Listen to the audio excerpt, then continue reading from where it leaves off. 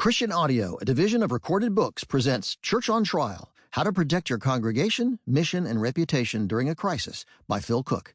Narrated by Phil Cooke.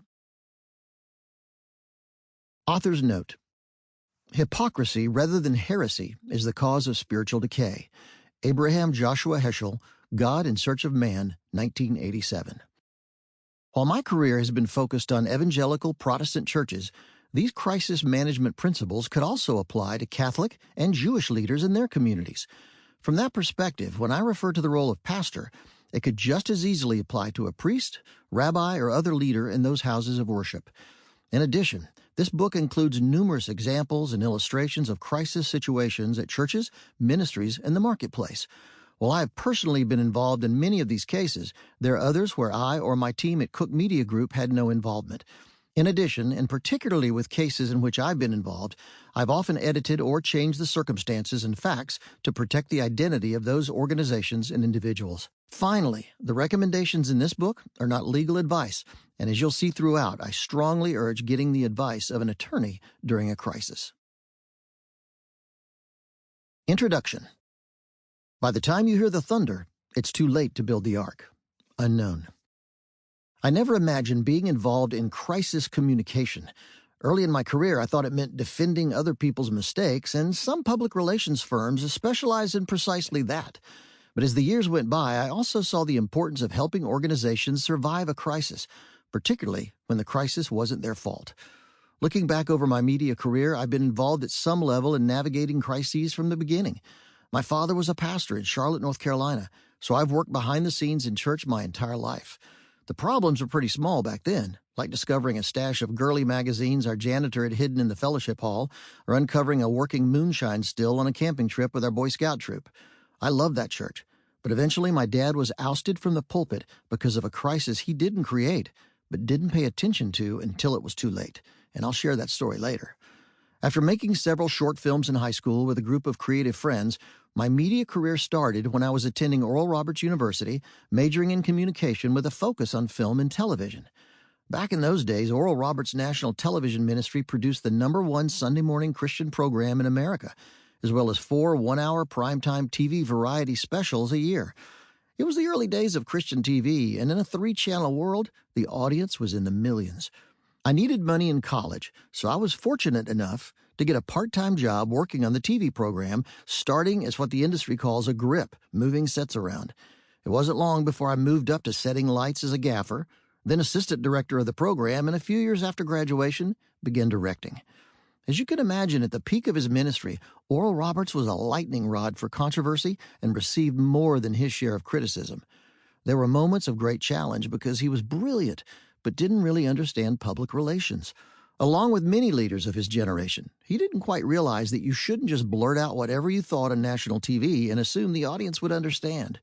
He would often say things that, out of context or to a non-Christian, sounded strange, and for enterprising and less than honest reporters, those comments could also be edited to make him say virtually anything they wanted. So even back in those early days, I wasn't formally trained in managing a crisis, but I was regularly being called to review questionable quotes and video footage, work with local and network reporters to get them the correct video, assist in making decisions on what to release and what not to release, meeting with PR experts, and pushing back with Oral, not an easy task, when I felt that what he was saying was inaccurate or could be misinterpreted. And although I didn't know or work for them, during that early period of my career, other major ministries from Jim and Tammy Baker at the PTL Network, Jimmy Swaggart Ministries, and others were reeling from investigations, revelations, and scandals, and I had a front-row seat watching those crisis situations unfold. Years later, when we launched our media company, Cooke Media Group in Los Angeles, I started building a reputation as a producer and media consultant. And along with helping churches, ministries, and nonprofits tell their story through the media, I also started getting calls when those organizations were in trouble and had no idea what to do. The communication guy. For the record, I wasn't being called in as a spiritual leader who stepped in temporarily for a fallen pastor, encouraging the congregation, righting the ship, and biblically resetting the direction of the church. While that's an important part of the equation, I learned pretty early that for the most part, seminaries, Bible schools, and universities don't train church or nonprofit leaders in crisis communication or media strategy. So from small rural churches to large megachurches and major ministry organizations, they were all asking questions during the crisis those spiritual leaders couldn't answer. Should we go public with the problem? Should we release an official statement? How much should we say? Should we get the advice of an attorney? How should we respond to the victim? Should we talk to reporters? How do we tell the staff and congregation? Later, as technology progressed, the questions also related to how much to say or not say on social media. What to do with the church website, especially if the problem is with the pastor or other leader. What about his or her online products and resources? And the questions went on and on. This book isn't a straightforward survival manual or comprehensive strategy. While there are critical common steps to always follow, every situation is different and often requires a unique approach. This is more of a reference, sharing what I've personally learned from so many challenges and failures that churches, ministries, and nonprofits have faced over the last few decades. I'm not a journalist, and this isn't an expose. Instead, it's a guide to how an organization can recover and rebound from a crisis.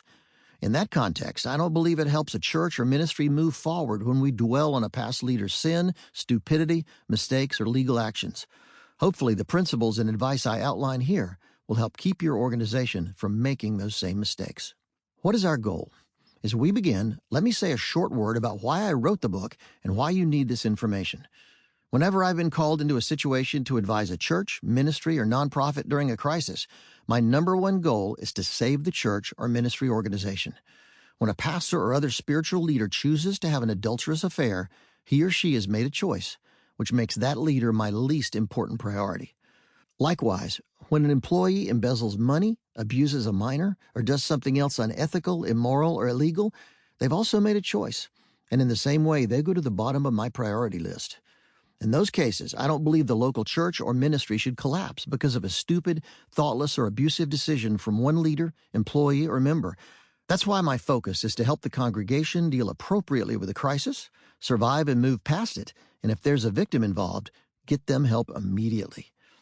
If it happens to be the rare case of a church, ministry, or nonprofit with a history and culture of abuse, it may be appropriate to close it entirely. But if it's like most situations I've encountered, it's a single person making a very bad decision. The bottom line is, this isn't a book designed to help perpetrators save their reputations, escape the consequences, or hide their actions. It's also not a guide for helping denominations or church networks cover any role they may have played in condoning, covering up, or justifying an issue. Hopefully, the offending pastor, leader, or other employee will be dealt with properly, get counseling, and if they choose, eventually seek forgiveness. Whether or not they could eventually be restored to their former or similar position isn't the point. During a crisis, the focus should be on discovering the problem, identifying the perpetrator, assisting any victims, lawfully reporting it to the authorities, and guiding the church toward recovery. The most frequent types of crises. There are two types of significant crises. One comes from an outside situation, person or event, while others come from the inside and are usually self-inflicted. An outside crisis happens when someone or something externally creates a problem. Secular corporations see this happen more often, for instance, with the Tylenol poisonings of 1982. The perpetrator, by the way, has never been found. Malaysian Air Flight 370 that disappeared after takeoff, or the Boston Marathon bombing in 2013. It's also indicated in most of the relatively recent cancel culture protests involving boycotts, public condemnation, and more. In many of these situations, the attacks don't happen because of a problem or mistake within the organization, but because of an outside perpetrator with a grudge, an activist making a point, or outright mental illness. Sometimes the cause is simply unknown. In a church setting, it could be allegations of child abuse, an accident on the playground, a robbery, or a deadly situation like the Charleston church shooting in 2017, when an outsider fired into a group of church members at Emmanuel African Methodist Episcopal Church. He was convicted on 33 federal counts and 13 state counts and received 9 consecutive life sentences without the possibility of parole. A similar tragic situation happened in 2023 at a Christian school in Nashville when a former student opened fire and killed 6 students, teachers, and staff. As the Charleston and Nashville shootings prove, a crisis caused by external reasons is still a very serious crisis. However, it doesn't necessarily point to the failure of the organization itself or the guilt of one of its leaders or employees. On the other hand, an inside crisis is most often self-inflicted, meaning it's usually caused by bad leadership decisions, employee abuse, moral issues, or poor hiring decisions, embezzlement, or other destructive reasons, which is why, in my experience, despite hostility, criticism, or provocations from the outside world, churches, ministries, and nonprofits tend to experience inside problems more often. To be more precise, this book will primarily focus on issues with moral implications of a sexual, financial, physically abusive, or criminal nature. With the advent of the Me Too movement beginning around 2017 and heightened awareness of the impact and consequences of moral failures and abuse, church and nonprofit leaders need to understand how to prepare for a crisis, how to respond during a crisis, and how to follow up in the wake of a crisis. For senior leaders, the most important thing to know up front is that the rules have changed, especially regarding proper reporting of abuse. Until relatively recently, unless it crossed over into a criminal act, most situations were probably not even reported. They were more often dealt with quietly in private, or sometimes swept under the rug. That often happened because the law wasn't always clear, leaders had little training in crisis management, or didn't know what to do. Perhaps just as often, the victim or their family preferred to keep things quiet and not make a report. That doesn't forgive the past leader's actions or inactions, but putting it in context helps explain why so little resolution occurred. But today, not reporting abuse can be a criminal offense in itself, and I know pastors and church staff members who had nothing to do with actual abuse, but broke the law simply because, for whatever reason, they didn't report the situation in a timely manner once they discovered it. So as we start out, my advice is to take every case seriously. Several years ago, the communications director of one of the largest social service organizations in America told me that he never publicly used the term moral failure anymore because the public would automatically default to the worst possible scenario after so many recent revelations. In past years, moral failure meant a pastor or leader having an adulterous affair. But in today's world, moral failure is just as likely to mean rape, pedophilia, or some other type of sexual deviance. When I use the term moral failure, I generally include a wide range of inappropriate behaviors, including sexual, financial, abusive, and other misconduct. But I'll also be more specific when it comes to particular actions and situations. It's important to remember that there are multiple reactions when a crisis happens. In the past, many leaders only thought in terms of the church or denomination's reputation. Thinking only from that perspective opens the door to even greater abuse by not acknowledging the victim and the importance of helping them recover, not recognizing the need for justice, not making sure the perpetrator is dealt with appropriately, and not changing policies to assure the congregation and the general public that this won't happen again. How serious is this problem? PRRI research reports that 27% of church members leave their faith because of leadership scandals. Remember, that statistic isn't 27% who change churches. It's 27% who walk away from God completely. That means we're losing more than a quarter of our congregations to the outside culture because of moral, financial, or other unethical behavior. It's time we paid attention. This isn't the ultimate guidebook or Bible on crisis management and communication. It's designed to be an easy-to-understand tool for church and ministry leaders to help them create a transparent culture as a defense against a crisis and, if one does happen, a guide on how to respond quickly and effectively. Needless to say, any crisis is a challenging and complex situation requiring immediate decisions.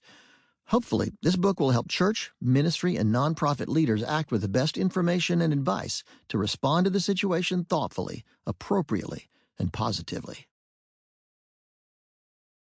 Part 1. Creating a positive culture as a defense against a crisis.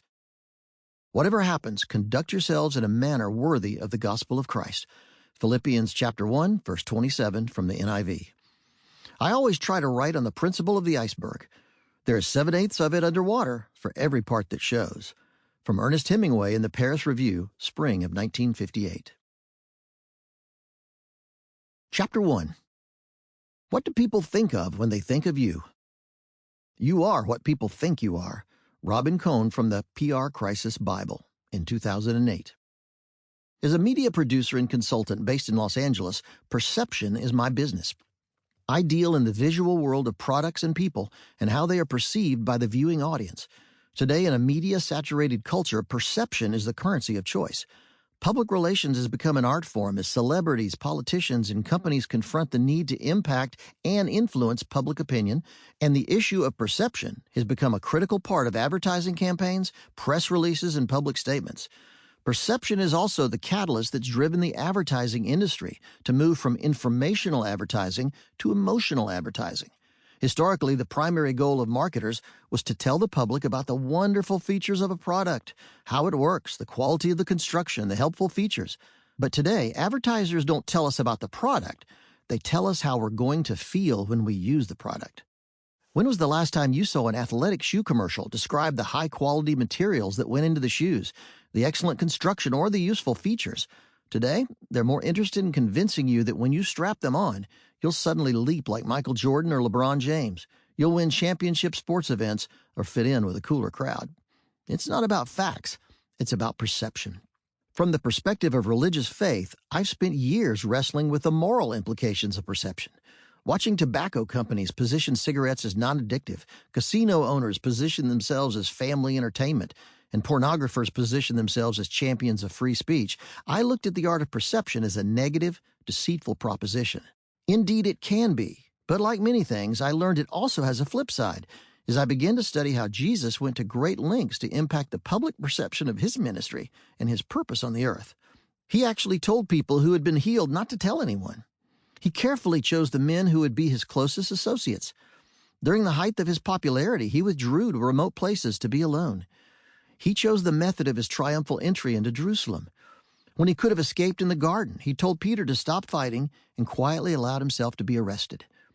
During the events that led to his execution, he even controlled the interrogation of Pilate by only responding to certain questions. Jesus had a purpose and plan for his life, and he refused to let others determine his destiny or how he would be perceived. But why did he care what people thought? It's not just who you are, it's how you're perceived. Since the days of Adam and Eve, who someone actually is has always seemed less important than how they're perceived. That may sound harsh until the word gets out that your church is irrelevant and boring, or all you do in the pulpit is ask for money. Those statements probably aren't true, of course, but if that's the way people start perceiving you, you'll see attendance drop pretty quickly. Frank Turek is an apologist who helps Christians to defend their faith in the public square. He's best known as the founder and president of crossexamine.org.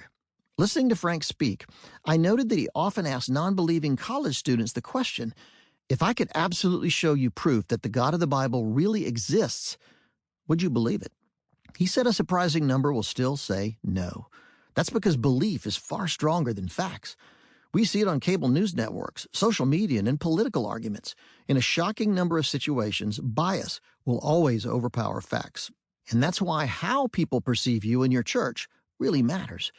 Today, when researchers study the process of communication, they recognize that the message being sent is not always the message being received. In fact, few communicated messages actually arrive with the same intentions, information, and impact. Quite simply, Jesus understood that perception is a powerful word and has enormous consequences. Acts chapter 4, verse 13 from the ESV illustrates the power of perception. Now when they saw the boldness of Peter and John and perceived that they were uneducated common men, they were astonished, and they recognized that they had been with Jesus. But how can we control our perception? To what extent can we influence the way others perceive us, and how can we use those techniques to express our faith or accomplish our calling? The fact is, many people have misused the power of perception, and our culture suffers the consequences. But in spite of its abuse, the power of perception can be utilized for good if we know how to activate it in our lives. We start by thinking in reverse, because it's not the message you send, it's the message that's received that counts. Whether you're preaching a message, producing a video, or sharing your faith, realize that every listener is evaluating your message through his or her own framework of life experiences, which dictate to a great extent the impact it will have on them personally. So don't begin with your message, begin with the audience. So, what does all this perception business mean for a church in crisis? One of the greatest criticisms of the Christian faith is not its principles, but its perception. The history of the faith is littered with men and women who may have been sincere and genuine, but because they cared little for how they were perceived, they ended up doing far more damage than good. First, understand that how you are personally perceived is critical. It doesn't matter if you're a brilliant preacher if people believe you're a no-talent hack. Years ago, I received a call from a pastor who had a youth leader who recently experienced a breakup with his girlfriend. She was angry and bitter and determined to get revenge, so she started rumors that he was abusing kids in the church program. An outside investigation proved the allegations false, but the damage was done. Concerned parents started pulling their kids from the youth program and eventually left the church completely. The church struggled for years, even after the lies were exposed. Managing perceptions isn't about ego or manipulation. It's about creating an environment where you and your organization are appreciated, not just tolerated. Remember, if you don't tell your story, you'll always be at the mercy of others who will. Second, God has called us to be a light within the culture because a light draws people. It doesn't repel them. Every day in churches, executive offices, and social situations and more, we have the opportunity to impact people's perception of God and His ability to impact their lives. And unless they perceive its ability to make a difference, they'll never take that critical step of faith. But how do we discern the difference between our attempts to influence our audiences for good and shameless self-promotion? That becomes an issue of integrity. Daily pursuing the God of truth and seeking to express His purpose in every association, project, or relationship. Only God can truly change hearts, but He allows us the gift of being active in His plan. King David said in Psalm 20, "Some trust in chariots and some in horses, but we will remember the name of the Lord our God." Understand the power of perception, but never forget that God is ultimately in control. The fact is, it's not an either-or proposition. Who you are is essential. Your talent, your gifts, and your life before God are critical because truth exists, and God has called us to share the good news with the world. But in today's polarized social media age, you should also never underestimate the value of how you are perceived. Because we're called to be witnesses of His life, death, and resurrection, how that message is received by others can never be taken for granted. And it starts with creating a healthy church culture. Chapter 2. Your church or ministry culture matters. Please report anything unusual to an attendant or police officer from a TSA airport announcement. Whether you lead a church, ministry, or nonprofit, the best possible way to avoid a crisis is by building a healthy culture. Certainly, you can never know all the spiritual struggles individuals may be going through and where those struggles may lead, but doing your best to create a healthy, biblical culture puts you way ahead from the start. I'm generally called in after a crisis happens, but in almost every case, I've been able to spot red flags that should have easily tipped leaders off to an impending disaster long before anything actually happened. The challenge is this. In a Christian community, we want to think the best of people. We want people to succeed and do our best to be supportive and understanding. I'm all for that. But when we refuse to acknowledge suspected problems or don't report issues that are out of the ordinary, we're often setting the stage for catastrophe. I'm reminded of the constantly repeating airport announcements that say, if you see anything unusual or out of the ordinary, please report it to an attendant or a police officer. A TSA agent recently told me that simple announcement over airport sound systems has saved hundreds of thousands of potential incidents over the years. And I wonder how many moral failures a similar announcement could have saved in churches and ministry organizations around the world. At one time or another, how many of us have noticed a staff member who's experiencing a growing problem with alcohol? A youth leader who spends a little too much time with one particular student. A pastor who keeps his assistant late at night, night after night to catch up on work. An executive pastor who keeps showing up late for work with what strangely looks like a hangover. A leader who makes crude, off-color jokes to female staff members. A teacher who seems to easily bruise, but has the excuse that I'm clumsy and fall a lot. I could go on, but you get the point. We certainly don't want to jump the gun and make false accusations or mislead anyone. For all the cases of wrongdoing I've dealt with over the years, I've also encountered a few cases where a nervous or perhaps busybody staff member sounded a false alarm that eventually caused great personal damage to another employee. So never gossip or spread rumors. However, there are times when a senior leader, elder, or trusted staff member should be told confidentially that something seems out of the ordinary.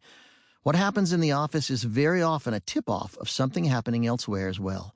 As I'll mention in Chapter 5, the vast majority of cases of sexual adultery or abuse I've encountered began in the office, which is why having a healthy organizational culture is so important. Technology isn't helping, and when it comes to moral failings, technology is a big part of the problem.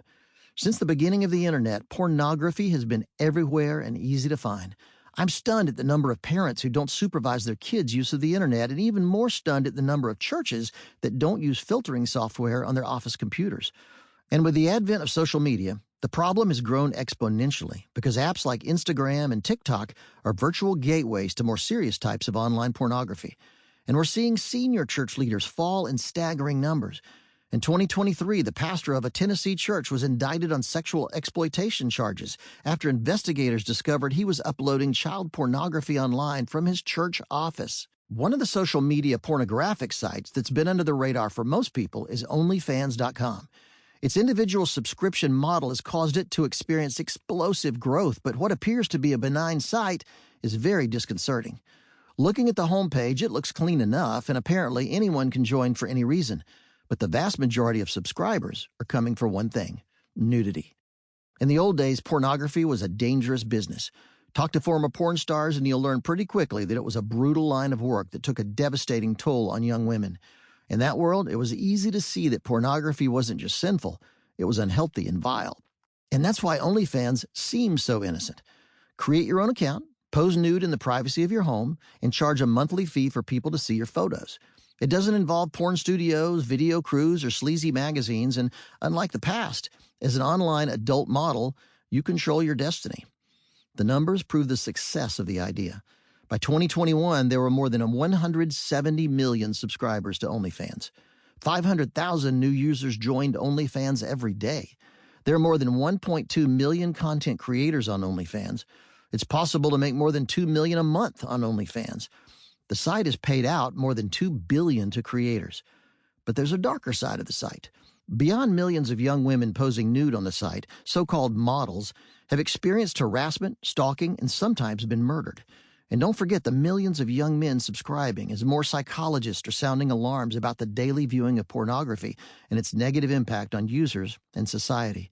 In fact, I worked with a church recently that was about to hire a new youth director, but the pastor unexpectedly received a call from an OnlyFans nude model who said the candidate was a subscriber to her channel. The hiring process ended very quickly. The popular strategy of these mostly young women is to use TikTok and Instagram to post sexy and for many people pornographic photos and videos, and then link to OnlyFans for more hardcore content. And yes, there are self-proclaimed Christian models on the site. Pardon me for being skeptical of the sincerity of their faith. I'm no expert on the impacts or effects of pornography, but at the very least, start educating your church members and realize that regular viewers could be among your team at work. Be aware. Talk to your staff. Don't be afraid to use internet filters on your church or ministry computers. The keys to a healthy culture. In his book, Culture Catalyst, leadership expert and consultant Sam Chand lists 7 important factors that shape a great organization's culture.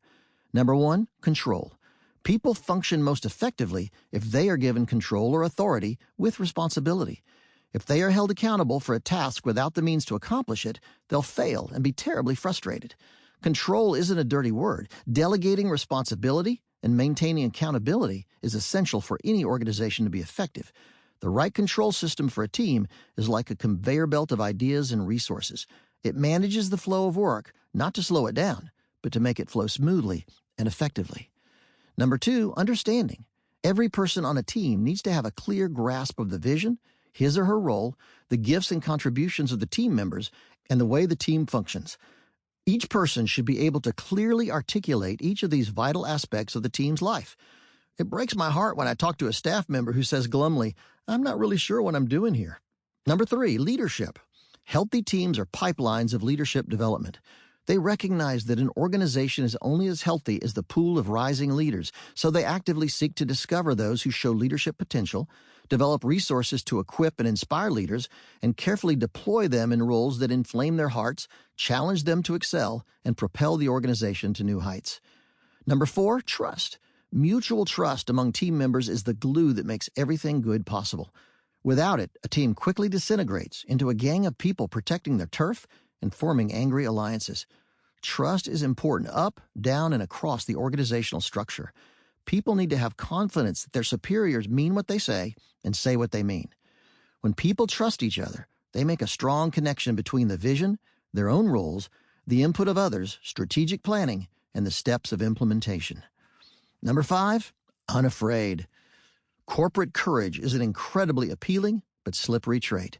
Healthy teams foster the perspective that failure isn't a tragedy and conflict isn't the end of the world. Great leaders welcome dissenting opinions as long as they're offered in goodwill and with an idea toward a solution. These teams are willing to take great risks and even fail miserably because they've gotten over the notion that failure is a personal flaw.